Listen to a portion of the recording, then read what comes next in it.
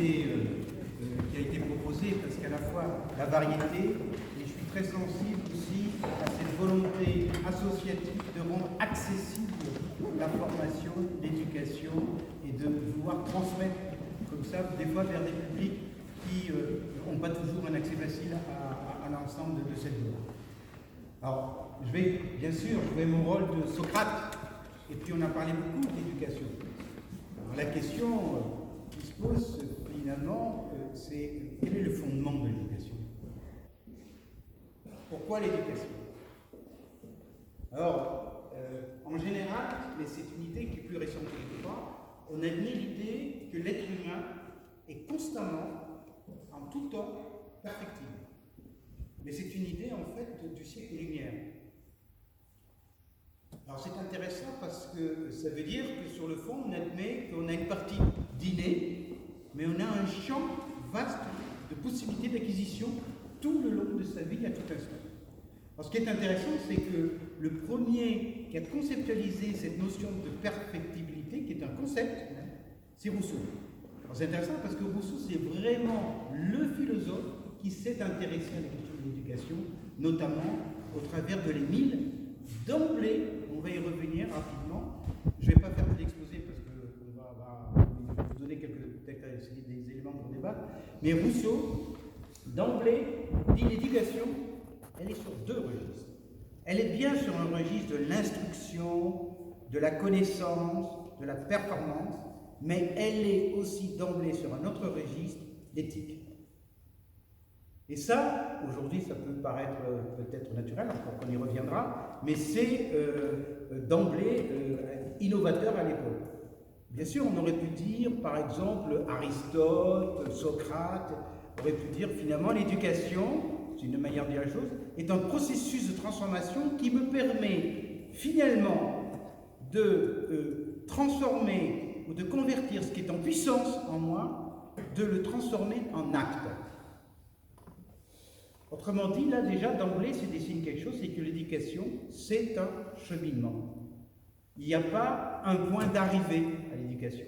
L'éducation, elle est toujours inachevée, un peu comme toute vie finalement, elle est toujours inachevée d'une certaine manière.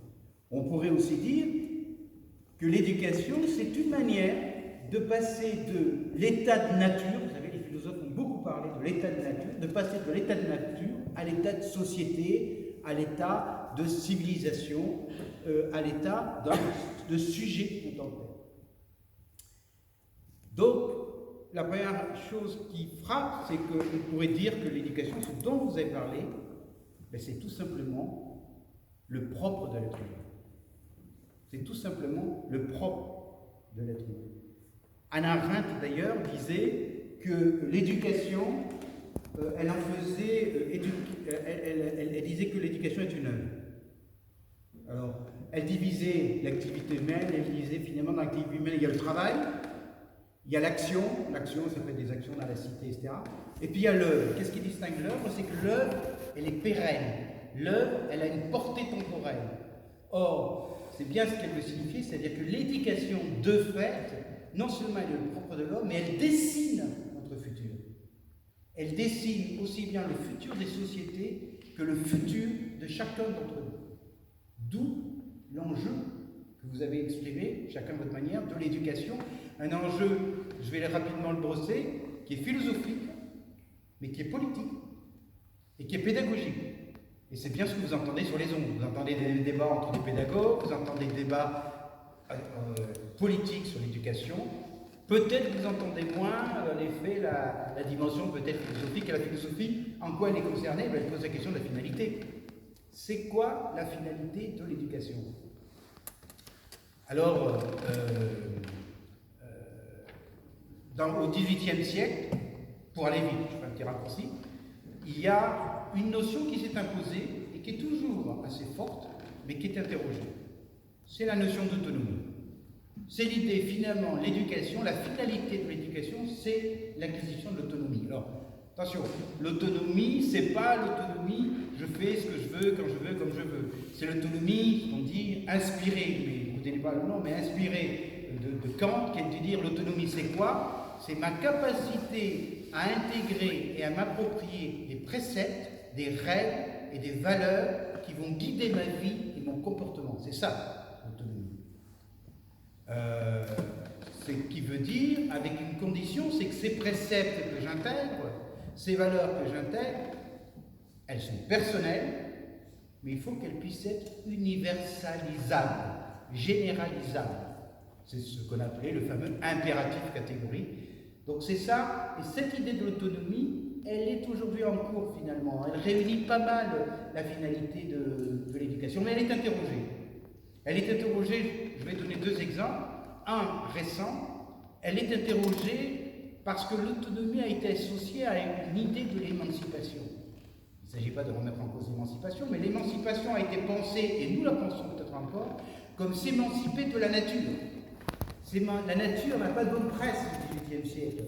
S'émanciper de sa propre nature, donc en effet son égoïsme, etc. Mais on associe la nature à quelque chose dont il faut s'émanciper. Or, aujourd'hui, l'écologie, elle nous amène peut-être à réfléchir, c'est pas dire d'abandonner cette idée d'émancipation, mais peut-être à la réajuster dans ce qu'elle représente, notamment dans notre rapport à la nature. Et peut-être que là, et vous en aviez parlé d'action sur le climat, etc., mais c'est peut-être que l'écologie, eh bien, elle va nous amener à repenser l'éthique. L'éthique, jusqu'à présent, c'est l'éthique entre les êtres humains, pour l'essentiel. Hein, les préceptes universalisables, c'est les préceptes. Mais peut-être qu'il va falloir introduire le vivant. Et donc peut-être que l'éducation a une question à se poser, c'est comment apprendre, ou nous apprendre à chacun d'entre nous, à vivre différemment avec le vivant, ce qu'on appelle le vivant. Donc là, c'est la première interrogation qu'il y a. On peut avoir une deuxième interrogation qui est repris par beaucoup de pédagogues aujourd'hui.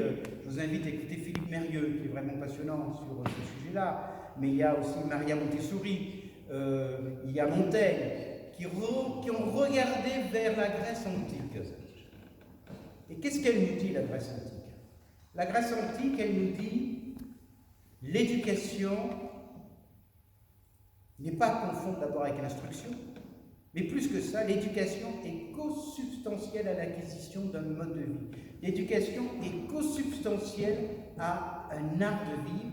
L'éducation, la connaissance, ne peut et n'a de sens que si elle est articulée à une propre transformation de moi-même. Épicure était radical, il disait une connaissance non éprouvée, un concept non éprouvé, ça ne vaut pas plus que l'opinion, donc c'est à jeter. Donc là aussi, il y a cette interrogation, et on voit bien le débat pédagogique qui affleure à partir de là. Quelle place on donne à la connaissance? Est-ce que la connaissance est quelque chose à acquérir tel quel? Je vous donne par exemple un exemple. On fait des cafés philo dans des écoles, et ça fait débat. Certains enseignants, et je peux l'entendre, disent, mais comment vous voulez faire un café philo avec des enfants de 8 ans puisqu'ils ne maîtrisent pas le langage? Alors la philosophie, c'est d'abord la maîtrise du langage. Et puis il y a bien sûr l'autre approche, qui est de dire, c'est justement par le développement personnel de chacun des enfants que peut s'organiser la maîtrise du langage. Donc vous voyez bien que derrière, il y a bien sûr des débats qui se profilent. C'est deux questionnements qui ont été posés. Alors sur le débat politique, alors c'est marrant parce que il y a quand même un grand optimisme là, qui est une force d'action. Or, c'est vrai que le débat politique sur l'éducation, il est plus interrogatif. On parle de crise de l'éducation. Rapidement brossé, Régis Debray, qui est intéressant aussi, il est sur YouTube, il est intéressant à écouter ce point de vue-là. Il nous dit, lui, écoutez, il y a une crise de l'éducation, en fait, il y a une crise de la transmission. Il y aurait un axe vertical, c'est son point de vue. Cet axe vertical, c'est tout ce qui préexiste à l'apprenant. Le langage, l'histoire, le passé, les traditions. Et puis il y a un axe horizontal, il appelle ça l'axe du plaisir, c'est-à-dire c'est tout ce qui est aujourd'hui, bien sûr, le développement des techniques modernes, Internet, des réseaux, etc. Et en gros, il explique que l'axe horizontal a cannibalisé l'axe vertical. Bon. Ça vaut ce que ça vaut, mais aujourd'hui c'est un débat qui existe dans tous les cas au sein de l'institution de l'éducation nationale. Bernard Stiegler, nous dit, alors je vous fais très rapidement, il est plus subtil que ça, mais il dit, écoutez, hier il y avait le capitalisme industriel, avant-hier il y avait le capitalisme financier, maintenant il appelle ça le capitalisme pulsionnel. Donc nous sommes invités à acheter par pulsion, et surtout on ne supporte donc plus tout ce qui est la frustration, le retard, de ne pas avoir accès tout de suite à quelque chose. Or, dit-il, apprendre, éduquer, s'éduquer, c'est justement gérer une frustration, c'est gérer une temporalité, tout un temps où on ne comprend pas, où on ne comprend qu'une difficulté. Donc il y a quelque chose, un conflit entre l'immédiateté qu'on nous vendrait aujourd'hui, et puis d'un autre côté l'éducation, qui est un projet, vous l'avez plus ou moins tous dit, c'est-à-dire ça se situe dans le temps. Bon, je passe, il y a tout aussi un discours sur l'effondrement, la crise des repères, l'effondrement des idéologies, la défiance par rapport aux institutions, sur lesquelles on pourra peut-être revenir dans le débat, mais qui sont peut-être plus connus. Et puis il y a le débat pédagogique. Il y a un débat pédagogique, et là, il faut revenir à Rousseau, parce qu'il est, je pense, un véritable éclaireur sur la question.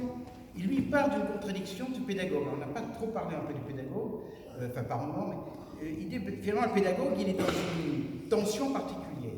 C'est qu'il éduque, il enseigne, mais c'est l'enfant ou l'apprenant qui apprend et qui grandit. Et qu'il faut gérer ce qui pourrait être une forme de frustration. C'est-à-dire qu'en même temps, ce que dit Philippe Mérieux, le pédagogue il est totalement engagé, c'est-à-dire il est présent, mais c'est l'enfant ou l'apprenant qui décide finalement que cette présence puisse se traduire en apprentissage, en éducation, etc. Et donc il y a là un écart, et pourtant l'apprenant est totalement concerné par les résultats. D'où on est dans une situation où il est totalement concerné par les résultats, mais il doit accepter quelque part qu'il n'en a pas totalement la maîtrise. Et autour de ça, c'est l'idée que mettent certains pédagogues comme Philippe Mérieux, qui dit finalement ce qui est intéressant dans le pédagogue, c'est de trouver la juste position. Juste, c'est au sens de la Grèce antique. Hein, c'est justesse, c'est-à-dire au sens musical. Vous savez, à un moment donné, on chante juste. Hein, c'est donc trouver la posture juste. Sauf que la justesse, elle décline de manière très très différente suivant les pédagogues. Vous prenez Maria Montessori, qui va mettre l'accent, et ça a été dit, quelqu'un a dit, j'ai noté quelque part, mettre la main à la pâte. Je ne sais plus, hein, c'est vous qui avez dit ça, mettre la main à la pâte. Hein. Ben vous êtes Maria Montessori, Montessori, vous savez, c'est aujourd'hui les différentes écoles de Montessori, mais Maria Montessori a commencé, par rapport peut-être à l'image qu'ont les écoles Montessori, a commencé avec des enfants en difficulté. En fait, elle a établi en Italie sa pédagogie avec des enfants orphelins totalement abandonnés. Et elle a travaillé une pédagogie sur l'expérience. Ce qui n'est pas éprouvé, en fait, elle reprend cette idée-là, ce qui n'est pas éprouvé, c'est pas que ça ne veut pas grand-chose, c'est que ça ne veut pas être réellement assimilé. Il y a, ils connaissent bien, il y a Benassayag, vous connaissez peut-être Miguel Benassayag, il dit un peu la même chose. Il dit, pour faire simple, ce qui ne passe pas par le corps, au sens émotionnel, ce qui ne passe pas par le corps n'est pas intégré, est vite oublié. Vous savez, c'est l'histoire du GPS. Hein, vous avez branché un GPS, vous faites un circuit, vous recommencez, vous n'avez absolument pas mémorisé le trajet. Alors qu'avant, sans GPS, la première fois vous perdiez, mais ensuite, parce que vous aviez repéré le bar, vous aviez une émotion par rapport à ça, quand vous repassez, vous êtes orienté. Le GPS vous donne une information direct sur la conscience, ce qui fait que vous repartez à zéro à chaque fois. C'est cette idée-là qui est intéressante et qui touche la question de l'éducation, hein, qui vient, on voit bien, toucher cette question de l'éducation. C'est-à-dire qu'il faut que l'apprenant il ait une représentation émotionnelle de ce qui lui est dit. On appelle ça un sens, on peut appeler ça comme on veut. Mais s'il n'y a pas cette représentation émotionnelle, on se dit, mais il apprend rien. Mais oui, mais c'est pas un problème de capacité. C'est un problème de représentation, à un moment donné, de quelque chose qui se passe ou qui ne se passe pas. Donc, il y a Socrate, parlons de Socrate quand même. Donc, Socrate, lui, l'éducateur, c'est à sa cheval. Hein, c'est-à-dire, ça c'est connu, c'est-à-dire qu'en fait, on a tout en nous. Il s'agit de le révéler. Mais tout est en nous, en fait. La question, c'est de le révéler. Et ce qui est une question assez moderne. Hein, c'est-à-dire que chacun est doté de capacités. la question, c'est d'avoir l'occasion et la possibilité de le révéler. Et c'est en ça que les actions qui ont été montrées là sont intéressantes, parce que c'est vers ça que vous essayez de vous organiser. Après, il y a la position Rousseau, qui est assez proche de la position républicaine, qui est de dire, je le cite, « L'enfant doit assimiler la contrainte, mais celle-ci doit faire émerger la liberté ». C'est une autre approche. Je ne vais pas dire que tout ça se contredit, mais c'est une autre approche qui est assez présente aujourd'hui dans l'éducation républicaine. C'est-à-dire cette idée que c'est le débat sur l'effort. Par exemple, si vous entendez Finkielkraut ou des... c'est-à-dire, bon, alors, mais non, il faut faire... On maîtrise l'effort aujourd'hui. Et donc, la question, c'est de revenir vers l'effort. Bon, personnellement, j'ai des doutes de ce point de vue-là, mais la question mérite d'être posée, tout de même. C'est-à-dire, c'est comment articuler la contrainte et la liberté, qui n'est pas une idée non plus saugrenue, puisque vous savez bien qu'il n'y a pas de liberté sans contrainte non plus. C'est la contrainte qui fait la liberté. Mais vous voyez, donc ça, ce sont des débats pédagogiques actuels qui sont, enfin, que je trouve passionnants. Il y a Montaigne. Montaigne, c'est mon chéri, mais Montaigne, lui, il apparente en fait le pédagogue au guide de montagne. Et il explique que le guide de montagne élève son disciple en suivant son inclinaison naturelle à aller plus haut, sans forcer son allure, ni négliger les obstacles en chemin. Je trouve que ça c'est bien résumé. Et il rajoute, et en ça il rejoint peut-être les Grecs antiques, elle doit permettre, cette élévation, doit permettre d'élever le sens moral, le sens pratique, on revient mettre la main à la pâte, et le sens critique. Alors, juste en conclusion et finir là-dessus, à l'évidence, l'éducation est un enjeu pour l'humanité, et s'il y avait une dernière preuve à donner, c'est que le premier philosophe, Platon, il a dans son livre majeur qui s'appelle La République, le thème de l'éducation est central dans la pensée de Platon, notamment sur la République, c'est-à-dire lorsqu'il pense la cité. Ensuite, peut-être que la question de l'éducation, et je finis là-dessus, elle ne peut pas se faire toute seule. Je crois qu'il faut qu'on garde ça à l'esprit, c'est-à-dire que la crise de l'éducation, s'il y a crise, parce qu'on pourrait avoir le débat, finalement, est-ce qu'il y a crise de l'éducation, dans le sens effritement des qualités de la transmission, ou est-ce qu'il y a changement